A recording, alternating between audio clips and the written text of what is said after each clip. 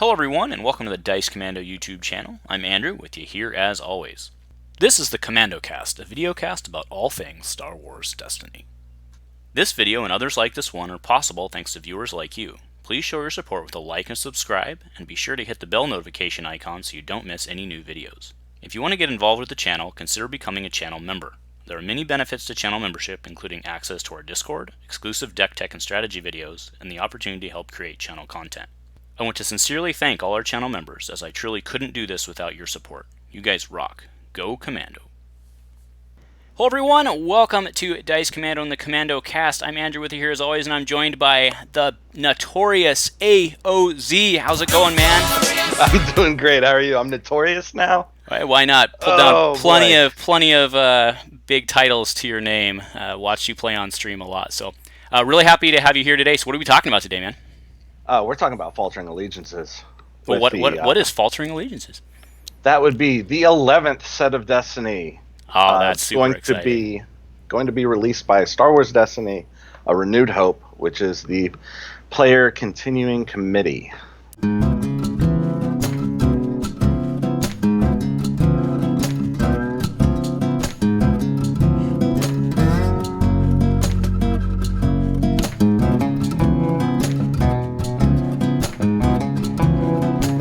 Everyone, so thank you for joining us again. If you are joining us for the first time because you're super excited about the continuing Star Wars Destiny community, then welcome to Dice Commando. Please check out our other stuff. But for right now, I'm going to turn it over to Zion, and he's going to basically tell us who the heck he is and who put him in charge. Well, no one put me in charge per se, but who I am a competitive player. I've been playing Star Wars Destiny almost from the very beginning. I started playing it right when I moved to San Diego, and me and my wife are waiting. We're looking for something to do while we were waiting for all of our household goods to arrive. We had nothing. We had like an air mattress and a tile floor to do whatever, and like we were just looking for something, a new game, a card game. And I had heard about Star Wars Destiny on a video game podcast, which was, not the venue you would expect to hear about something like that on. But I went and checked it out. My wife loved it, which is always a plus. I fell in love with it. Star Wars Dice. I mean, I don't have to sell you on the concept of the game, right? It's amazing.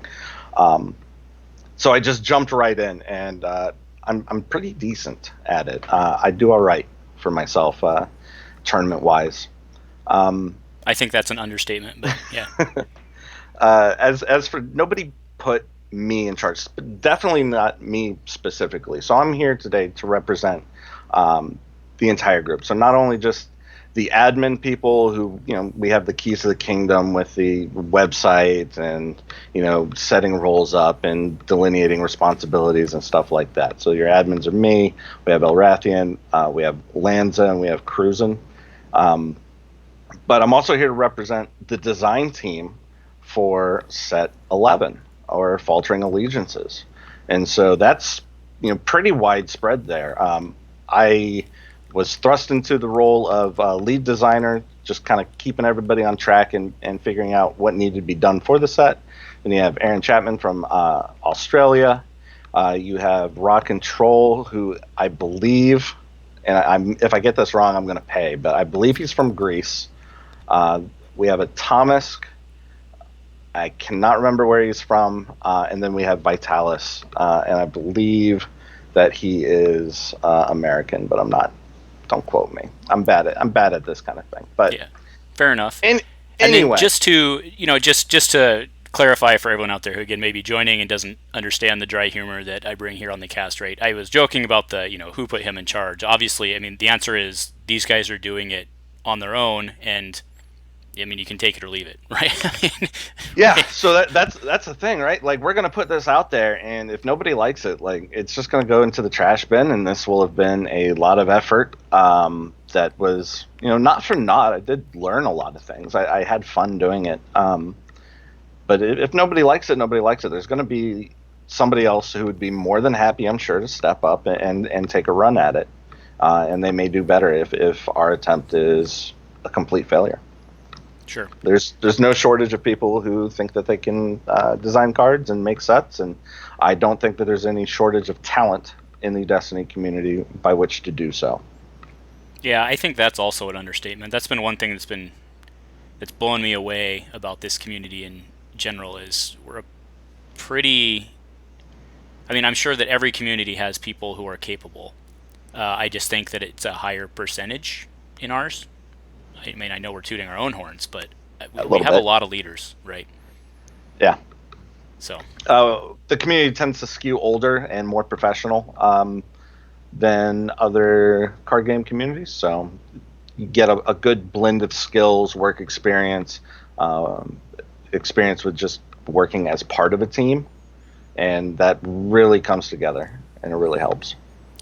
so I've got a couple questions for you as far as this goes, and then you're gonna show us some spoilers, right? I did bring spoilers. And then which is awesome, and so we'll make people wait for that, right? But so the first question I have is you mentioned that as a lead designer, you're basically in a project management role, right?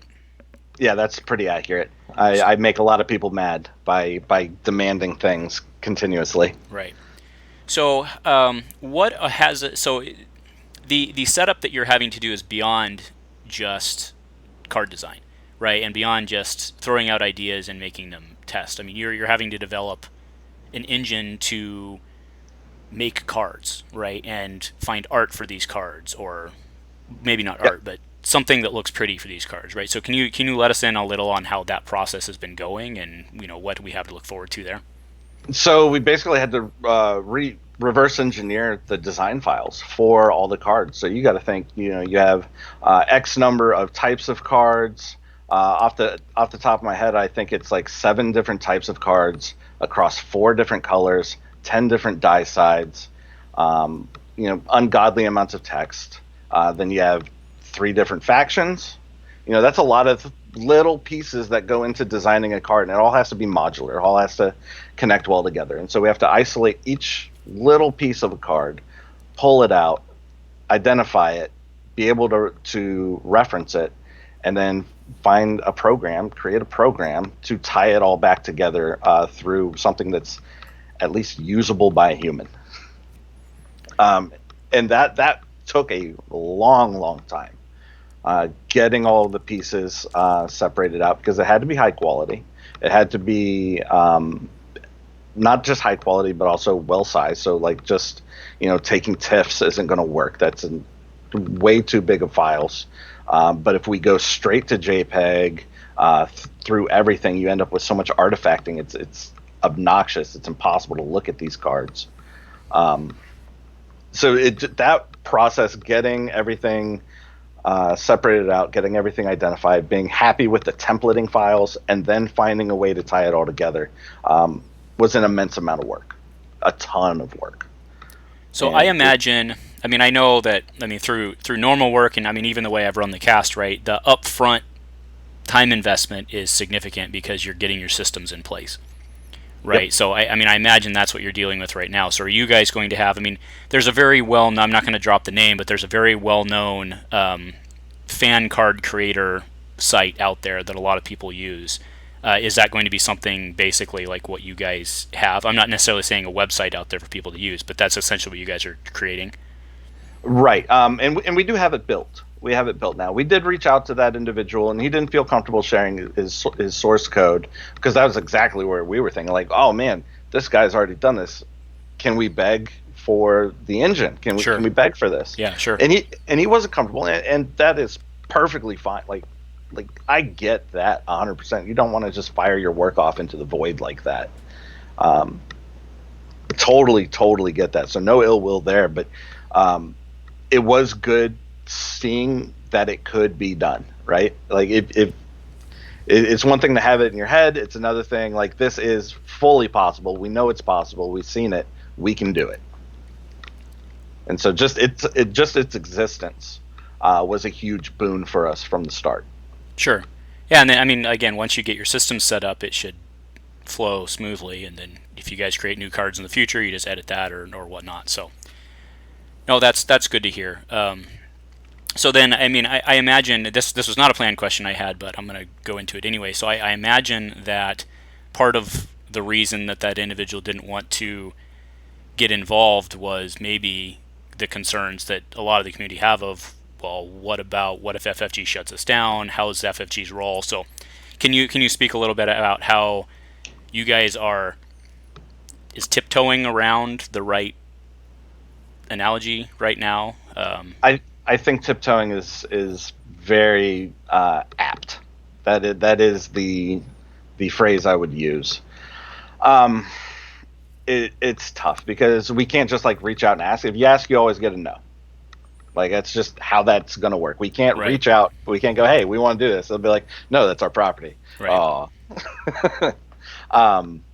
But we're kind of trying to give them as much leeway as possible, as much room as possible. And everything that we're doing, we're trying to be exceedingly obvious that this is a fan-made thing. This is not official FFG. This is not official Disney. Doesn't have anything to do with them. And I think when you see the spoilers, you'll see a few things that look a little weird. There's going to be a couple things that, like with the templating, are a little bit off. Like one thing I'll just say right now, like we don't have set symbols in our rarity block. That's one thing that people would look for, is a set symbol there. That doesn't exist. You just use like a abbreviation or whatever. Yep. That makes. I mean, custom cards I've done the same thing just because it's easier, right? But that makes sense. That makes a lot of sense. Okay, well, do we want to stop beating around the bush and give the people what they want? Yeah, absolutely. All right, let me get this pulled up here, and then we can talk about it. So why don't you go ahead and lead us in to this card right here, your first card, the character. Oh man, Jyn Erso. Okay, so all right, for those of you who don't know, detect. When a character with detect is activated, you're going to pick a random card out of your opponent's hand. You're going to put it face up on the table. You know what that card is. They know what that card is. It's still in their hand. For all intents and purposes, that card is in their hand. It can be used just like any other. If for any purpose at all, you could use a card for. But Jyn Erso has a little second line there on that card. It says, detected cards cannot be played by opponents. Woof. I can pitch to reroll, though, right? You absolutely can. And so when you activate Jyn, you are locking out 20% of your opponent's hand. Right off the rip. They can't play it. They can discard to reroll. They can pitch it for a sinister piece or whatever, but it's not getting played, and you know what it is.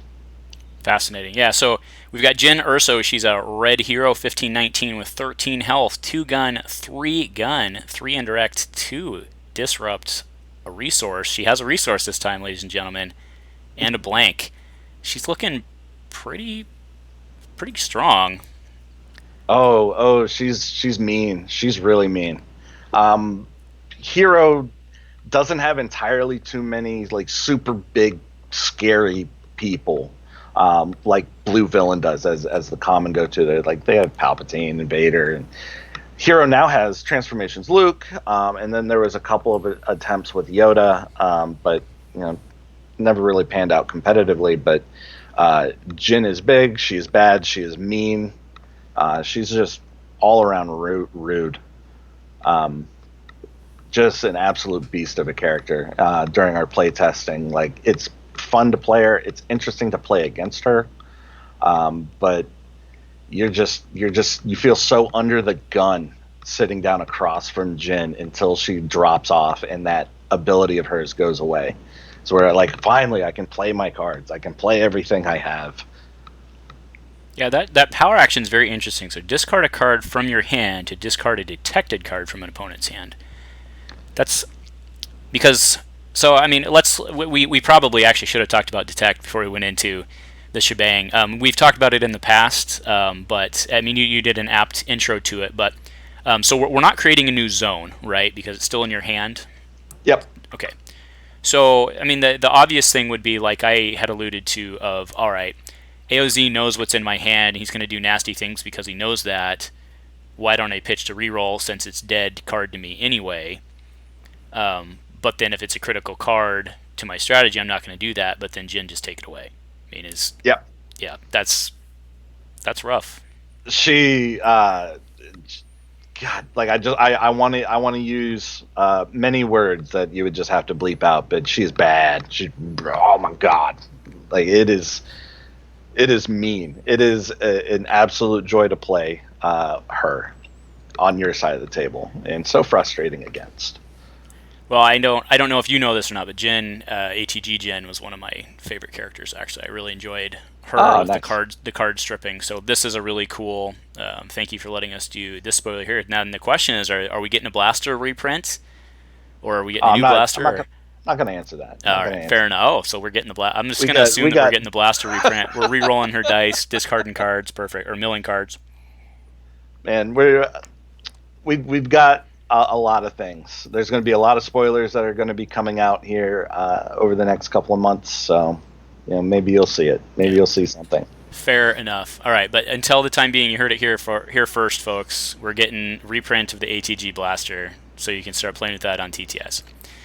No, all right. So with Detect, right, like we were talking about, the cool thing about it, or at least in my head, is that you guys have basically created a new mechanic that you can do all sorts of wonky stuff with. So our next spoiler that you sent is something to that end. We have Master of Disguise. So this is Yep. a 2-cost upgrade title, spy character only. So you got to be careful with how you use that on Bale if you're trying to do that. But we have 2 indirect, 1 shield, 1 resource, special each for a resource, and then a blank. After you play this upgrade, choose a character. Attached character gains a subtype of the chosen character. And then the special, which again you're paying $1 for, is resolve a character die that shares a subtype with the attached character. If it is an opponent's die, resolve it as if it were in your pool. So there's actually quite a bit to digest here. Can you walk us through this one? Yeah. So this is really, really dense. But basically, we wanted Hero Red to have a better way to interact on board with things on board. And we wanted it to be a little bit tricky because it's hero. It's not just direct like villain. So right off the rip, we wanted a way to do some kind of janky special chaining if desired, or a way to use opponents' dice against them. And this seemed like a perfect fit for that. By having the special be a paid side, it's interactive with Disrupt. The title itself costs 2, not counting any Bale shenanigans or You Are in Command Now shenanigans. But, so we're keeping with the reversal effects cost 3 normally. So we're keeping with that. But it's another die. Like Red is just always trying to add dice to the pool. And so this card in particular fits the bill for all of those design goals that we had with Red. And then we locked it behind spy characters only because it is extremely powerful in these wide decks that create a lot of money, and they don't care that the special's paid for. They'll just run it out there regardless. So we wanted to be a little more restrictive in that way. And if you can read between the lines there, like we're not going to print an entire title for just one character, right? So there's going to be other options. Sure. Yeah. So and then so I'm just thinking right now with rotation, we lose Yoda and you lose Price. Well, okay, it's Hero anyway, so she's irrelevant. But you lose Yoda, which would be at least my first thought you go to for special chaining. Poe rotates out. Ayla's gone. That's right. It's Red with Ayla. That's true. And then you do have Neiman still. Yep. But that's about it. So I mean. So the line there is find a character with some focus sides. Sure. And you can resolve your focus and get like a fake all-in effect there for specials. Well, and actually, Admiral doesn't rotate out, so you do have I don't know, Bale with a spy. And so Bale's 9/12, so he doesn't quite work with Jyn. But I bet that you're giggling. I bet there's a way to give people spy. There's ways to get this upgrade out on the table if you want it bad enough. And there's like if you scroll back to Jyn, you'll note that she is a leader. Yeah. There are other titles. Jyn Admiral Jyn. At least she's not chucking one of the cards every time she's coming in. Right, true. Fair enough.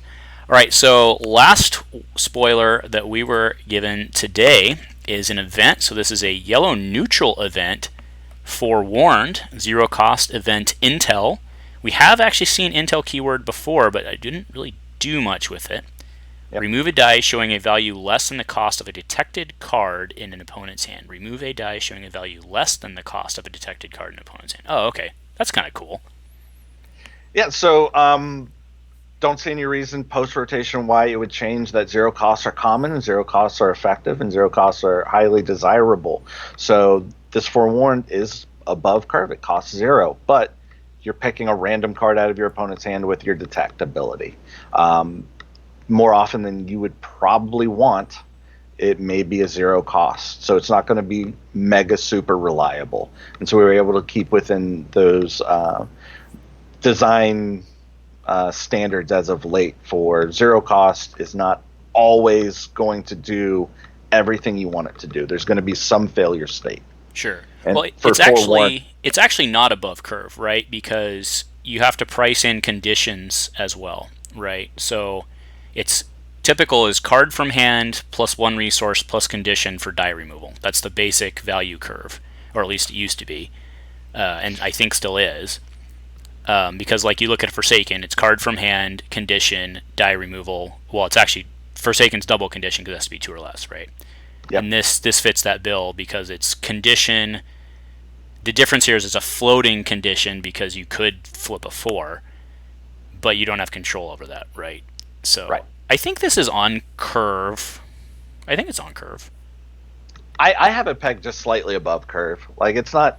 I would take Forsaken over it, but Forsaken is so far on the end of the value curve. Mm-hmm. Like this is, maybe 25% this way. Like this is, it's a little bit closer to everybody can do. Like, oh, that's reasonable. That's reasonable. Okay, but what's interesting here to note is that this is a neutral card, which implies, at least to me, that we are going to see detect on both sides of the table. It's not going to be just a rebel mechanic, right? So we're going to have Imperial spies, we're going to have, or I should say, dark side spies, light side spies, hero villain spies, whatever, right? Yep. So I feel confident saying that. I'll fire that into the void. Well, I think we just proved it, right? It wouldn't be neutral. Although, well, we saw some weird bounty hunter stuff happen, I guess, in the preview. But you guys are running the show, so awesome. Well, cool. Thank you for showing us those cards. I mean, those are the first Renewed Hope cards that have made it into the wild, so that's pretty awesome. So, like with Detect in general, I'm glad I was able to bring these specifically because I think they're very strong examples of what we're doing with Detect. Once Legacy's block rotates out, Mill is basically not like it's very difficult to make a mill deck. Very, very, very, very difficult. You're losing a lot of core pieces as to what makes a mill deck, and so we were struck with a decision there. It was like, do we keep mill propped up, or do we find a way to maybe make at least like 80% of those mill players happy playing something else? And Detect works really, really well there, at the very least in the hero archetypes. Because it is very controlling. You are just beating your opponent down with what they are no longer allowed to do, what they're no longer able to do, all of these different restrictions that you're putting upon them. It feels very, very much like a mill deck in essence of control. I see. And so we think we're going to keep those people happy, but we're no longer going to have to play the dance of we can't print too good removal in this color because mill just goes out of control now, or something like that. Mill has a lot of really weird design constraints put upon it with what you're allowed to do in other areas that we're able just to sidestep completely with the Detect mechanic. I see. I mean, that makes sense. Red Hero suffered with that since ever, right? Yeah. So, okay, very cool.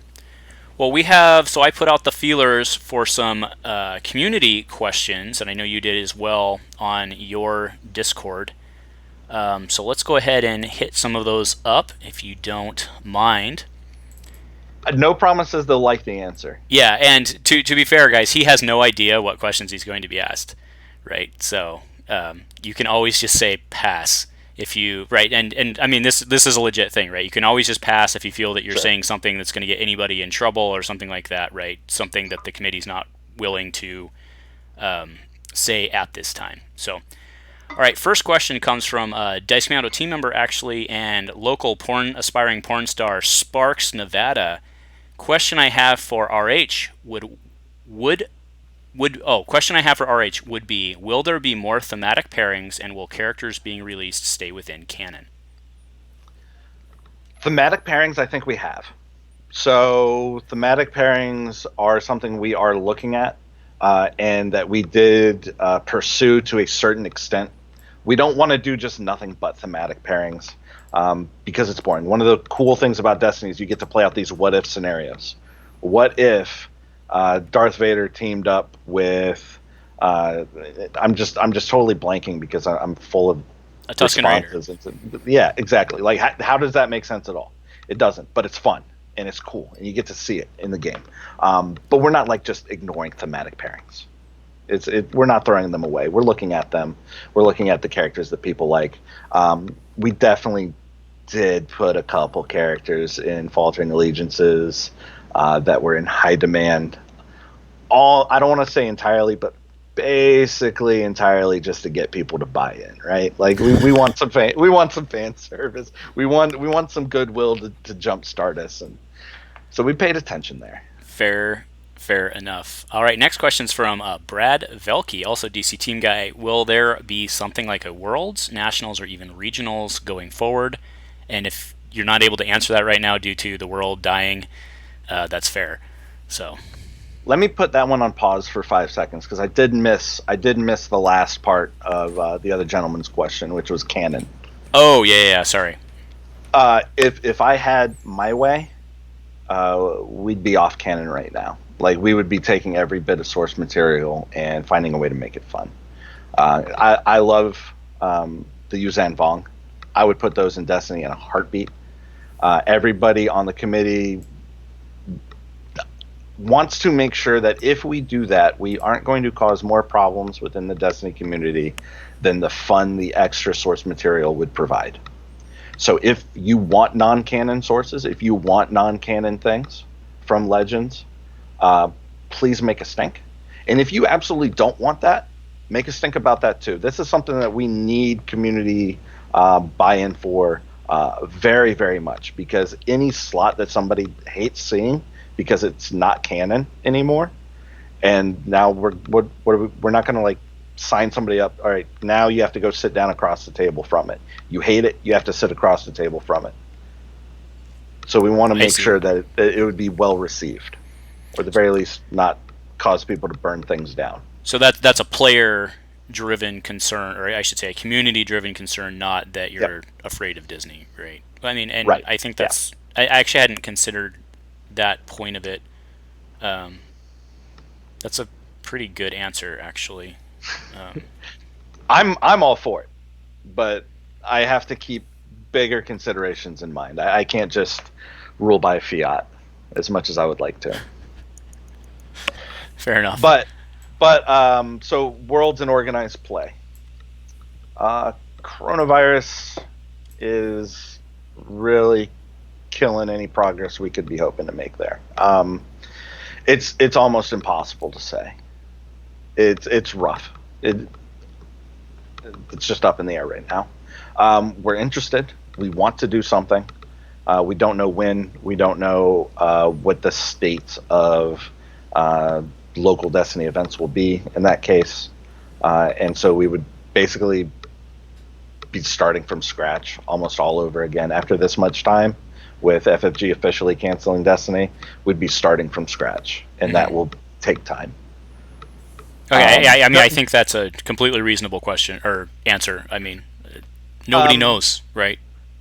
No one's happy with that answer, though. So here's a little bit more. Here's more of an answer that it won't make everybody happy. It might make a few people happy. All right, we are definitely looking at organized play, and one of the avenues for organized play we're looking at is all of these different online communities that do have their Discord servers and they do run events. I don't see any reason why, every single one, no matter how big, how small, where they are in the world, anything like that, any of these Discord communities, if they want to run an online event via webcam, via TTS, via whatever they got to play Destiny, I don't see why we can't rope them into organized play and say, you know what, you have our equivalent of a store championship. Go for it. Go forth and prosper. And then, if you have repeat regular tournaments like Entourage Gaming does, like you definitely are able to have a regional, like or whatever our equivalent would be there. And we're looking at that very, very strongly. And that is completely doable. That's completely doable. But we want to put Faltering Allegiances out in the wild. We want to make sure that people like it and not waste effort that may not even be necessary. I mean, that's fair. That's fair. All right. So next question. This kind of go. Actually, I should have put these in order. Will we ever get Old Republic characters? Yeah, same answer. I'd love to do it, but we need to know it's a good idea. And the only way we know it's a good idea is if it services the community. Yeah, fair enough. Well, it sounds like that was from James Armstrong. Sounds like he's on board. All right, next question. So this was actually a pair of questions, but they were together. So Jim Spurrier asked, what is the plan now that Worlds is canceled, and then what is the FFG cutoff date? And I thought those were basically the same question. So throwing them out. So FFG refunding people's money and putting out that article canceling Worlds officially was a bigger blow than I thought it would be, because basically nothing's changed except a lot of people have $50 extra in their pocket, but that really caused some people some stress on that, and that is kind of the tipping point that pushed us over into, like, we need to make statements, we need to get out there. It's why I'm on here talking with you. It's why we are pushing out spoilers to you right now, to others in the following weeks. Our date, we're looking in the middle of October.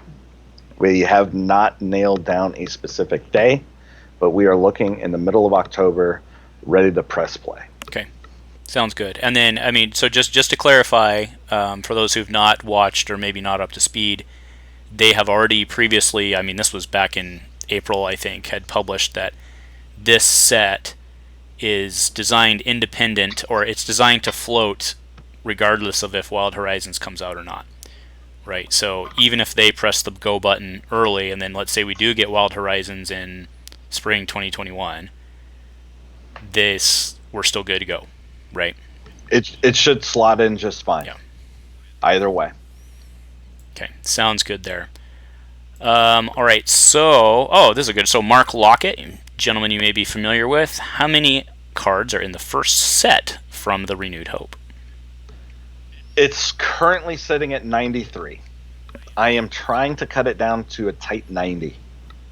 It is really hard to cut my babies loose like this, especially when, like, even the most simple of cards have had so many revisions, so much work, so much care and attention from an entire team of people. I want to keep reiterating that. It is a team of people who are poring over every single card. I don't think any one card was nailed in one go.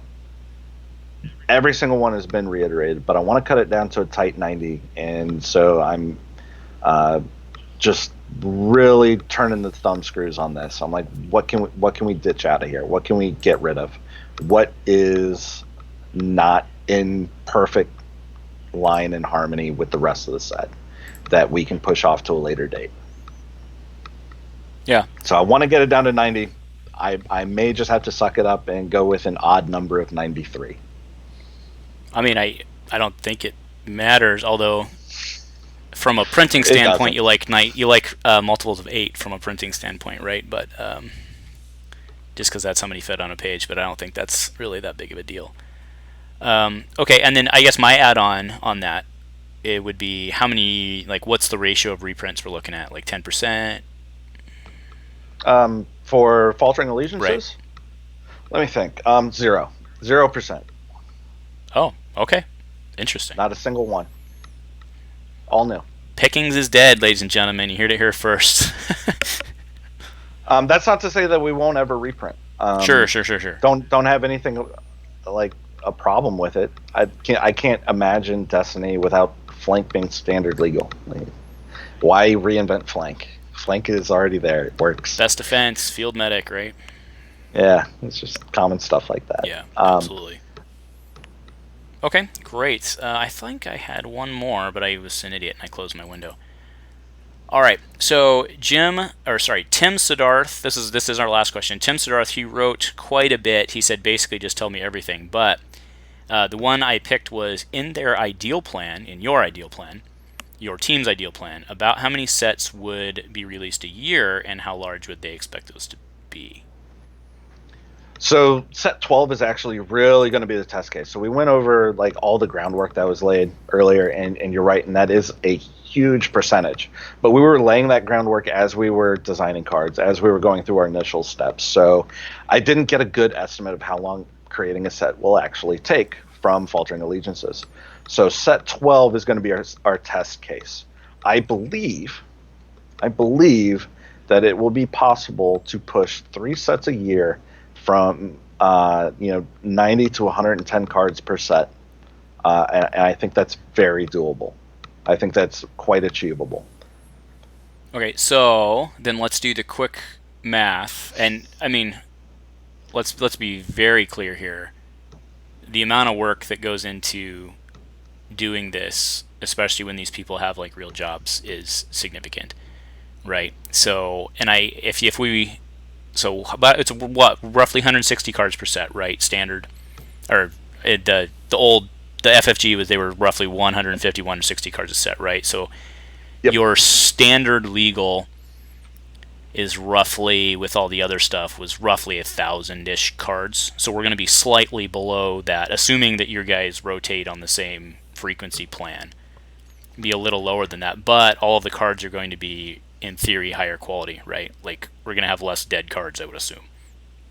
Yeah, I think when I went through and tried to identify and be real honest with myself, like, will this see standard play? Will this see standard play at all in any form?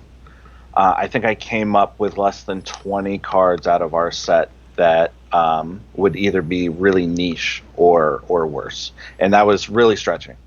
I want to say that there's like 10 or less that would be considered not particularly interesting to some people. But it fits in with some specific deck or something like that. Right. Okay, fair enough. There's no booster trash. We're not making money. Like, we don't need to cram these packs with crap. Yeah, fair enough. All right, so that is all of my questions and all the community questions. Do you want to give shout out? I mean, you already named some people. Do you want to give shout outs or anything else? I got one question from Rebel Trader via Discord, and he's asking if is the committee planning on banning cards, and he said specifically Fateful Companions. I don't think there is anybody on the committee or in the design teams that is against an actual ban list, especially for cards that we create that may slip through the playtest process and be completely broken or anything like that. We're not costing people money by banning cards that we created and put out there for free. We are not constrained by that, and we don't have to go through some corporate approval process to modify the state of the game. In a lot of cases, I think banning is the way to go. I think it's the best way to go in certain egregious cases. But to his specific question for Faithful Companions, we're going to approach that when it comes up. I personally would, but that's a team decision. So sure. Yeah, actually, so okay. So now I do have a question. So obviously, I mean, the Gandork, one of your teammates, has basically been the guy for the better part of a year now, right? I mean, give or take. So what's his role in? Is he basically just like the archivist? Like, you go down the hall and knock on his and like, hey, does this make sense? Does this work? I mean, how does that work? Because it's got to be very interesting. Because we've all seen before that when you are the one designing, that you very rarely see how your card that you designed is abused, because you can only focus on how it's intended. So has he removed himself from the process, or how's that role working? He sees everything, but he doesn't touch anything until we ask him to. If we're in a spot, and that's one of the things that we're doing right now, and I had him relook over those 3 spoilers I brought you twice again today, just to make sure, like, hey, once these are public, like, they're set in stone, dude. We need to I really want your solid opinion on these. I want you to think of absolutely everything you can. We did all of our thinking. I need you to do some thinking. Please help. And he's extremely gracious and extremely hardworking. And he does do that basically on demand. And he's always there for us for rules questions, templating, formatting, anything like that, making sure everything plays nice, making sure everything works as intended. And he also helps us see anything that may not be intended. He is only human, like anybody else. I'm not laying any sort of blame at his feet for something that slips through or anything, but he is so helpful in keeping us in line with the rules and keeping grammar correct and making sure it all flows neatly. Sure. If thens, all that fun stuff. Yep. Yeah, that's going to be very interesting. So, but you did say once it's out in the wild, it's set from a concept standpoint, but you could always go back and change the card file, right? Yeah, absolutely, and that's what we would do if like we needed to errata something very simply without like changing the intent of the card or just clearing up some wording here and there. What I really meant in this is everybody is going to be judging a team of like 15 to 20 people based on 3 cards, and I really wanted the judgment to be a good one. I see. I mean that makes sense. Yeah, that's fair. If there was like some typos or like some crazy infinite combo that I missed on these 3, like it would have been horrible. But I really it's no big deal. The internet's very forgiving, so yeah. Okay, that's reasonable. All right, well, I'll turn the stage over to you for any shout-outs or anything else you want to hit on before we get out of here, and then we'll wrap this up and call it a day. Yeah, shout out to the entire team. So there's so many people who are involved in the project very directly. There's a lot of people who are involved in the project outside of those like design and admin roles that are kind of flashy. We've got a lot of people out there who did work to get us those design template files. That was a ton of work. So Stoko, Aaron Chapman, one of his friends in Australia, did a lot of work for us to help out there. And I can't go over every single one. This would take hours, but the playtesters, the general public who's giving us feedback and giving us ideas and morale boosts and stuff like that. Sarah Evans has been an absolute treat. She helped me get the playtesting set up because I was really strapped on time. We were all strapped on time. I just needed help making a TTS playtesting file, and she was right there in an instant, and she's like, I can help you with that, and she did, and that was a lifesaver. Everybody's pitching in. This is a community project, and it feels like one, and it's stressful, and it's a lot of work, but man, is it fun. It is great. So shout out to literally everybody. Yeah, fair enough. Yeah, I mean, it's just in the small work that I've done. I mean, you guys are way above that. So, and it becomes harder. The more people you add to the mix, the harder it becomes, right? Especially when everybody's passionate about it. That's got to be. I mean, in the project manager role, I don't envy that challenge that you have in front of you either. So much respect. I'm very good at putting people in boxes and like keeping them in the box. Like you go do this. No, hey, oh no, we have an idea for this. No, you're doing this. This is what needs to be done right now. This is what needs to happen. And then somebody like you comes along with a pre-packaged, already immense amount of work in the infinite format, and we're like, oh my god, we weren't even thinking about infinite. How do we recruit this man? Can we just subsume him and just make him part of the team by default, just so we can claim credit for all of his work? And that was a lot of work, and it was good work. And it's stuff like that. Everybody's coming up. Everybody's being part of this process, and like all of the things from the big stuff like that infinite holocron document that you created and the solo game that you created that is helping keep the community engaged while we are slaving away trying to make 93 to 90 cards that play well. It is incredible, and it's greatly appreciated. Cool.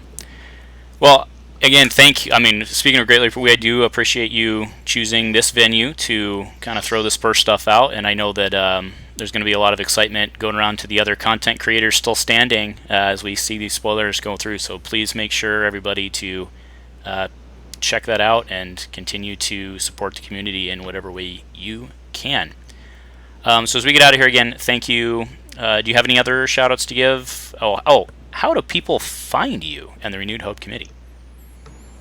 They can hit up the Discord, which there's a handy Discord link on our website, which is, let me make sure I don't do anything stupid, like say the wrong link. That is swdrenewedhope.com.